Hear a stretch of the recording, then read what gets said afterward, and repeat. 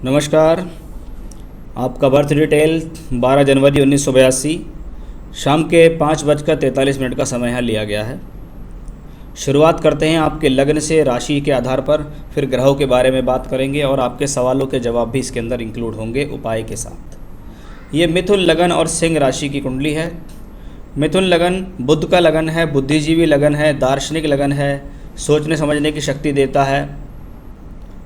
वायु तत्व राशि का लगन है, इसलिए व्यक्ति अपने विचारों के द्वारा दूर दूर तक पहुंच जाता है। यानी ऐसे लोगों को अधिकतर देखा जाता है कि वो अपने विचारों के द्वारा बहुत बड़ी स्कीम बनाने में सक्षम होते हैं कि भाई मुझे कहाँ कहाँ किन किन चीज़ों के बारे में करना है, क्या काम करना है, इस चीज़ों में सक्षम होते हैं। राहु जैसा प्लेनेट अगर उसके यहाँ होता है तो अगर ऐसा व्यक्ति अपने जीवन में मीडिया से, इंटरनेट से, कम्युनिकेशन से, टूर ट्रैवलिंग से, एक्सपोर्ट इंपोर्ट से, या आज के समय में चल रही जो सुविधाएं हैं जिनसे हम एक दूसरे का प्रचार प्रसार करते हैं, मीडिया, इंटरनेट आगे इस्तेमाल करते हैं, तो वो व्यक्ति जीवन में थोड़ा सा ज़्यादा सफलता प्राप्त कर सकते हैं। आप अपने जो भी कार्य क्षेत्र करते हैं उसके अंदर इन चीज़ों का अगर इस्तेमाल करेंगे तो आपके लिए फ़ायदा रहेगा।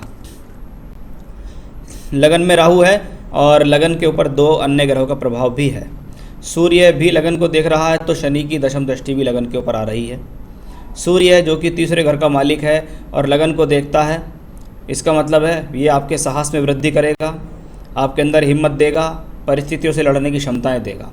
लेकिन जब सूर्य या केतु के साथ बहुत ज़्यादा क्लोज डिग्री में होता है तो इसको मैं कहता हूँ ग्रहण दोष। ग्रहण दोष का मतलब होता है ये जिस भाव पे लगता है उस भाव से संबंधित नाश कर देता है। सप्तम भाव पे ग्रहण लगा है यानी ये भाव एक तरीके से ब्लैक आवरण में आ गया है, काले रंग के आवरण में आ गया, क्योंकि ग्रहण के दौरान सब कुछ अस्त हो जाता है। सूर्य को यहाँ राहु केतु एक्सस ने जकड़ लिया है। 28 डिग्री 22 मिनट का सूर्य और 28 डिग्री 50 मिनट का केतु है। जब ये दोनों एक साथ इस प्रकार की स्थितियों में देखे जाते हैं तो 7th हाउस से संबंधित प्रॉब्लम्स होती हैं। जीवन में साझेदारी में किए गए काम में नुकसान होता है और पत्नी के साथ संबंध खराब रहते हैं। वही सूर्य केतु नवांश कुंडली के भी सप्तम भाव में बैठा है। नवांश कुंडली जीवन साथी के लिए गई, उसके सप्तम भाव में सूर्य केतु। अब इसको 2 तरीके से देखिए। पहला तो ये आपको जीवन में वैवाहिक सुख नहीं लेने देगा। शादी आपकी किसी से भी होती, चाहे जिनसे हो रखी है उनसे या किसी और से, चाहे आप दूसरी शादी कर लो, चाहे आप तीसरी कर लो, चाहे आप चौथी कर लो, लेकिन ये दोष है। इस दोष के साथ व्यक्ति को जीना पड़ता है क्योंकि ये आपके भाग्य से मिला है। अब इसको भोग के द्वारा देखें कि ईश्वर ने मुझे इस भोग के साथ दिया है, इसलिए मैं इस भोग के साथ जीऊँगा। इसलिए ये सूर्य केतु का योग अपने आप में बहुत खराब दोष है। मैंने ऐसे हॉरोस्कोप्स वाले लोगों को वैवाहिक सुख में जीवन पर्यंत कमी देखी है, सेपरेशन देखा है, तलाक हो जाता है, पत्नी बहुत समय तक पति से दूर रहती है। तो वो एक योग यहाँ दिखाई दिया जो कि नवांश कुंडली में भी एज इट इज़ एप्लीकेबल हो गया। साथ ही साथ नवांश में मंगल राहु का अंगारक दोष भी बना हुआ है। तो आप देखिए मंगल राहु और सूर्य केतु ये दोनों ही प्लैनेट बहुत ज़्यादा परेशान यहाँ कर रहे हैं, यानी भाव को पूरी तरीके से पीड़ित किया हुआ है, लगन को। और यहाँ को शनि भी देखिए, यहाँ भी कन्या राशि में थे और यहाँ भी कन्या ही राशि में है, और यहाँ शनि लगन को देख रहे हैं, यहाँ भी शनि लगन को देख रहे हैं। अगर शनि अष्टमेश हैं तो भाग्येश भी हैं। भाग्य का भी सहारा अगर शनि देते हैं तो अष्टमेश होने का भी फल यहाँ निभाते हैं। यहाँ देखिए मंगल चौथे घर में, मंगल जब चौथे घर में हो कन्या राशि में, शत्रु की राशि में, तो मांगलिक दोष बनाता है। ये एक और कॉम्बिनेशन हो गया आपके वैवाहिक जीवन में तकलीफ देने वाला। साथ ही साथ मंगल शनि का कॉम्बिनेशन जो कि 6 और 8 के मालिक होकर यहाँ बैठे हैं, घर के सुख में कमी, स्वयं के बल पर मकान ना बना पाना, मकान या प्रॉपर्टी कोई खरीदी तो वो जल्दी बिक जाती है, स्थायित्व नहीं रहती, पैतृक रूप से तो फ़ायदा मिल जाता है लेकिन स्वयं के बल पर परेशानी होती है। एक बात। दूसरा, स्वयं का घर का सुख नहीं मिलता। स्वयं का घर का सुख का मतलब होता है व्यक्ति का शादी के बाद जो जनरल हैप्पीनेस शुरू होती है, स्वयं का घर का सुख जो शुरू होता है उसमें आपको बहुत ज़्यादा कमियां देखने के लिए मिलेंगी। फिर से एक नकारात्मक योग आपको यहाँ मिला। ये आपका केंद्र स्थान कहलाता है। केंद्र स्थान में राहु, सूर्य, केतु, मंगल, शनि, यानी 4-5 ग्रह हैं, 5 ग्रह अशुभ हैं। जब अशुभ ग्रह केंद्र को घेरते हैं तो ये शरीर के लिए ठीक नहीं होता, स्वास्थ्य के लिए ठीक नहीं होता, आयु के लिए ठीक नहीं होता, मानसिक स्थिति के लिए ठीक नहीं, आत्मिक संतुष्टि के लिए ठीक नहीं, मन में बेचैनी, परेशानी, किसी न किसी प्रकार की बाधाएं ये व्यक्ति को उसके जीवन काल में देता है। तो वो दोनों ही कॉम्बिनेशन नवांश में और यहाँ दिखाई दिए कि देखिए अब आपके ऊपर निर्भर करता है कि आप शादी को चलाएं या ख़त्म कर दें, लेकिन आपको जीवन में किसी भी स्त्री से वैवाहिक सुख नहीं मिलेगा। बस एक प्लस पॉइंट इस कुंडली के अंदर बार बार आता है। यहाँ देखिएगा बृहस्पति जो 7वें घर का मालिक है वो यहाँ त्रिकोण में बैठा है, तो यहाँ भी बृहस्पति त्रिकोण में बैठा है। इस बृहस्पति की बदौलत आपका रिश्ता बचा हुआ है, अदरवाइज़ तो रिश्ता कब का ख़त्म। और बृहस्पति होते हैं घर के बड़े बूढ़े आचार्य, जो लोग सलाह देते हैं वो लोग होते हैं। बात करते हैं बृहस्पति की। बृहस्पति सप्तमेश और दशमेश है, पंचम भाव में बैठे हैं। बुद्धि का और कार्य व्यवसाय का तालमेल हो रहा है। इसका मतलब कहीं ना कहीं व्यक्ति अपने जीवन में अपने कार्य व्यवसाय को चलाने के लिए अच्छी बुद्धि का इस्तेमाल करेगा और जीवन में तरक्की प्राप्त करेगा। बुध शुक्र बैठे हुए हैं कुंडली के अष्टम भाव में। सबसे पहले बात करें बुध, लगन का मालिक जब अष्टम भाव में हो तो यह स्वास्थ्य के लिए अच्छा नहीं होता।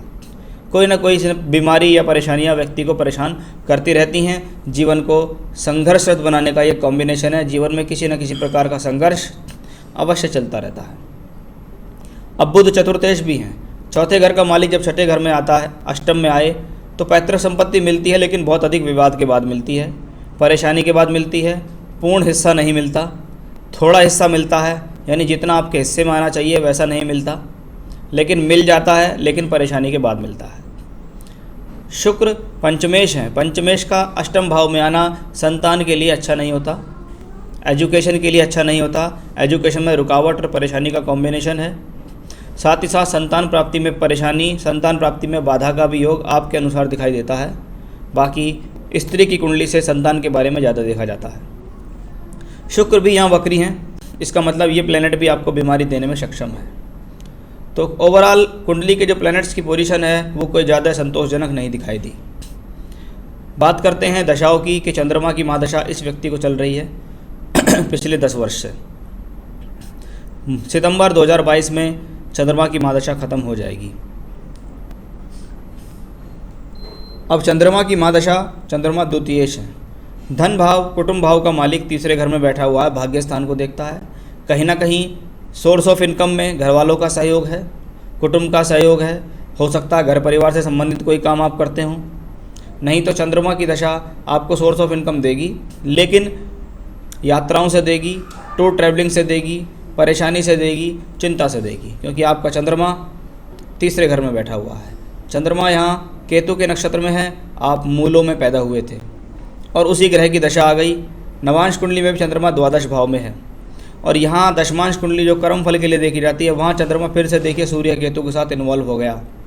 यानी चंद्रमा की दशा जो जीवन में पिछले 8 वर्ष से चल रही है और अभी सितंबर तक चलेगी, सितंबर 22 तक।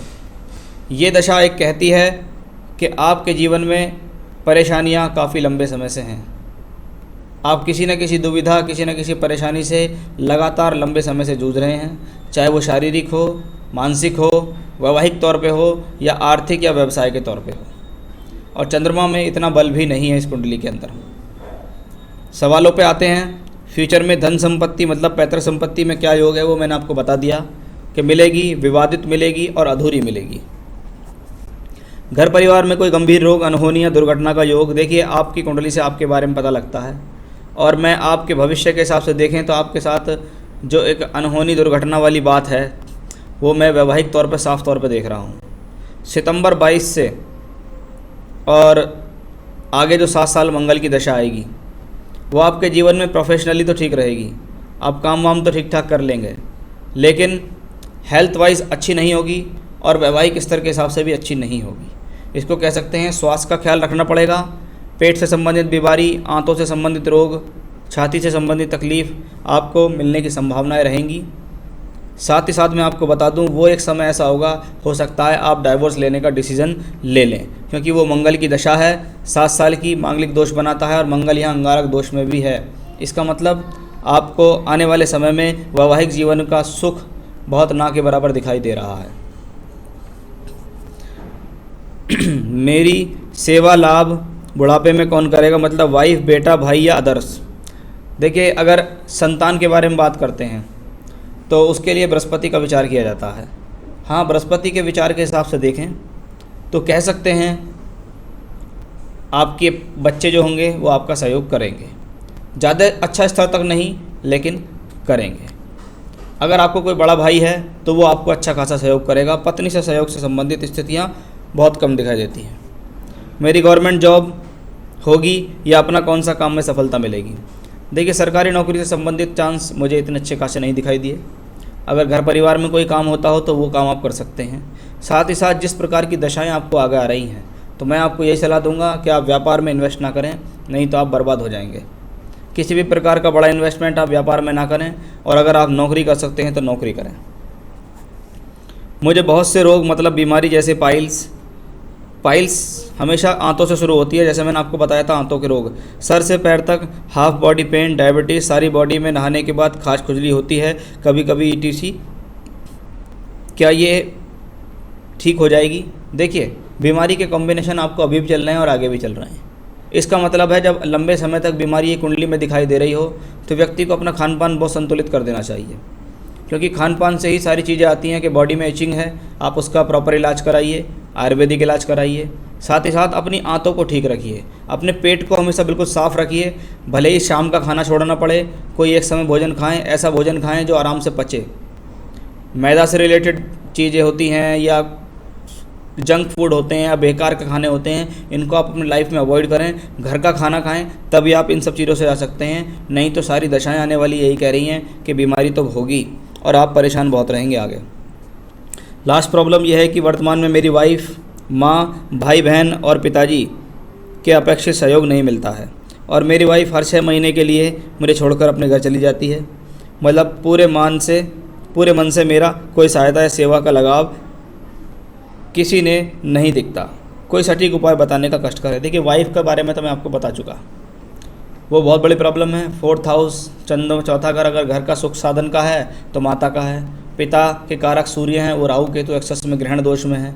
तो स्थिति तो जो आप बता रहे हैं वो सब आपके साथ चल रही है, और आने वाले समय भी आपके लिए एक संघर्षरत बना हुआ है। हाँ, अगर आप उपाय के लिए मैं आपको बताऊं और अगर आपने वो उपाय करे तो आप ये समझ लीजिए आपके कष्ट धीरे धीरे कटते चले जाएंगे। बीमारी, परेशानी, व्यवसाय में बाधा, रोग, पत्नी से अनबन, घर वालों से रिश्ते धीरे धीरे सब मधुर होते चले जाएंगे। क्योंकि भाई साहब, मेरे से अगर आप आने वाली दशाओं के बारे में पूछते हैं तो मैं एक संतुष्टि भरा जवाब आपको नहीं दे पाऊंगा, क्योंकि मुझे इतना पॉजिटिव एस्पेक्ट नहीं दिखाई देता। अब करना क्या है आपको? सबसे पहले रोज़ाना सुबह उठिए, नहाइए धोइए, बजरंग बाण का पाठ करिए। सबसे पहला पाठ करेंगे आप बजरंग बाण का पाठ। आपको गूगल से मिल जाएगा, आप सर्च कर सकते हैं, पढ़ सकते हैं। उसके बाद रोज़ाना की पूजा में आप आदित्य हृदय स्तोत्र पढ़ेंगे। उसका लिंक मैं आपको दे दूंगा। उसके साथ साथ आप सुन सकते हैं, उसके साथ साथ आप बोल सकते हैं और उच्चारण कर सकते हैं। उसको कान में लीड लगाइए और आराम से बैठिए पूजा के स्थान पर और उसको सुनिए। उसका लिंक मैं आपको दे दूंगा। आदित्य हृदय स्तोत्र रोज़ करना है, बजरंग बाण रोज़ करना है। ये पूजा हो गई जो रोज़ करनी है। मंगलवार का प्रसाद चढ़ाना है आपको हनुमान जी के मंदिर में, और शनिवार की शाम को आपको पीपल के पेड़ के नीचे जाके दिया जलाना है, सरसों के तेल का, मिट्टी के दीपक के अंदर। तो ये पीपल के पेड़ के नीचे दिया जलाएं शनिवार की शाम। मंगलवार का प्रसाद आप मंदिर में बांटें, हनुमान जी को भोग लगाएं। और लास्ट उपाय, शनिवार की शाम को, जब शनिवार आएगा, यानी जैसे कल शनिवार है, हर शनिवार की शाम को चमेली के तेल का दीपक जलाना है आपको घर के मंदिर में, यानी घर के पूजा स्थान में आपको चमेली के तेल का दीपक जलाना है। और एक ही बार में बैठकर लगातार 7 बार आपको हनुमान चालीसा पढ़नी है। ये उपाय सिर्फ शनिवार की शनिवार होगा, तो इसका आप ध्यान रखिएगा। जैसे जैसे आप उपाय करेंगे, 1 महीने, 2 महीने, 3 महीने, 4 महीने करते चले जाएंगे। पहले महीने में कुछ रिजल्ट होगा, 3 महीने में कुछ रिजल्ट होगा, 6 महीने में कुछ रिजल्ट होगा, क्योंकि रिजल्ट आपको थोड़ा सा मिलने में प्रॉब्लम्स होंगी। लेकिन अगर आप ये सब चीज़ लगातार करते चले जाएंगे तो आपके लिए बहुत ज़्यादा फ़ायदेमंद स्थिति रहेगी। जहाँ तक रत्न पहनने की बात है, मैं आपको पन्ना रत्न पहनने की सलाह दूंगा। ये आपकी हेल्थ के लिए अच्छा रहेगा, स्वास्थ्य के लिए अच्छा रहेगा। सीधे हाथ की कनिष्ठ अंगुली में चांदी में एक अच्छा सा पन्ना आप पहन सकते हैं। आप चाहें तो मुझसे भी कांटेक्ट करके धारण कर सकते हैं। तो ये थे आपकी हॉरोस्कोप का एनालिसिस, आपके उपाय, आपके सवाल के जवाब। वो सब मैंने यहाँ आपको दे दिए हैं। स्थिति आपके लिए काफ़ी गंभीर है, आगे थोड़ा हिम्मत से काम लेना होगा आपको। अगर उपाय करेंगे तो उपायों में वो शक्ति होती है कि व्यक्ति अपने जीवन में बड़े से बड़ी परेशानियों से जीत लेता है। तो उपाय को अवश्य कीजिएगा, आपको मैं उपाय शेयर कर दूंगा। नमस्कार।